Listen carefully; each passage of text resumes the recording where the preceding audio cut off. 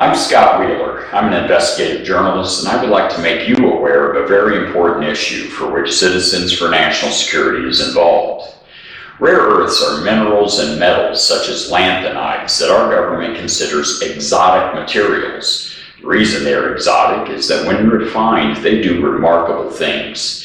They're used in nearly all high-tech equipment such as smartphones and computers. More importantly, they are used in America's most advanced weapons systems, including national security systems so advanced most of us don't even know they exist. So what is the problem? Well, please allow me to start from the beginning.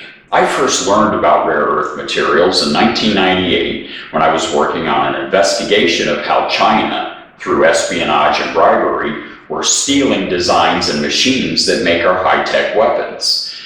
I received a tip about a rare earth mine in Southern California that was being regulated out of business. Numerous government agencies were involved. Molycorp wanted to begin cleaning up right away, but they were bogged down by regulations. Yes, a long period of time went by, and I think everybody looks bad here. Nobody looks good for not having initiated it soon. One of the big challenges here was that there were so many different agencies involved. On all, there's 28 agencies involved? There's about 29 agencies. I produced a documentary on the subject, which seems rather prescient now. After the mine went through 2 or 3 years of cleanup that cost millions of dollars, we asked the Bureau of Land Management if Molycorp was picking up all the costs associated with the desert tortoise and the desert cleanup. Yes, and they've estimated the cost to date about $6.2 million. It seemed that way to me, that there was somebody with an agenda out there that had nothing to do with the pipeline, and they were just using that to further their own agenda of some sort. after all that, the government failed to find any contamination at or around the mine. At the time, the Mountain Pass mine provided nearly all U.S. rare earths and most of the world's. But after the excessive cost of the government-mandated cleanup that found no contamination, the ongoing regulations and government demands, the mine could no longer afford to function. So where would the U.S. get these critical materials? American investigator has learned that Molycorp is about to face criminal indictments, and it's all due to the water spills in the desert, in which a mine-initiated cleanup was halted for nearly a year by the government agencies. Experts wonder if the government has considered the consequences of forcing the only source of lanthanides in the United States out of business. So what would happen if lanthanides were not available from the Molycorp mine? Would the United States just be without them? Or no, I don't think industry would do without them. I think they're too important. I think what would happen, we would end up importing them probably from China. Who's your biggest competition here in the United States? Molycorp. Molycorp is our competitor. Yeah. Meet Weiji Ku of Baotu Rare Earths, a communist Chinese company. If Molycorp goes out of business, Baotu stands to gain control over the entire U.S. market for lanthanides. You think Molycorp will go out of business? I think probably. Yeah, probably. Yeah. Yeah, I think probably. Yeah.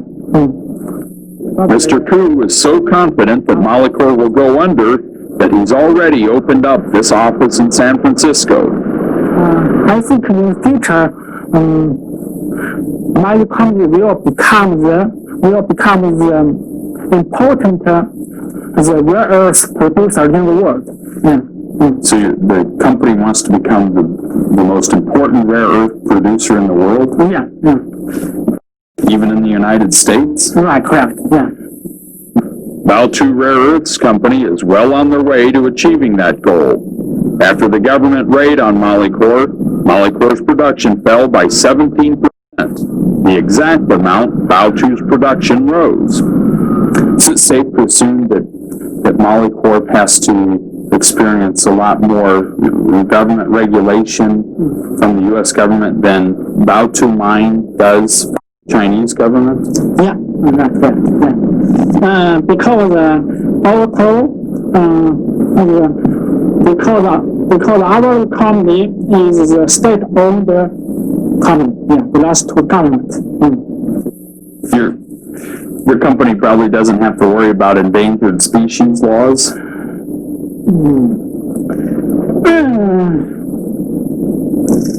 It will be decided by our top management. Yeah. And that is where it stands now.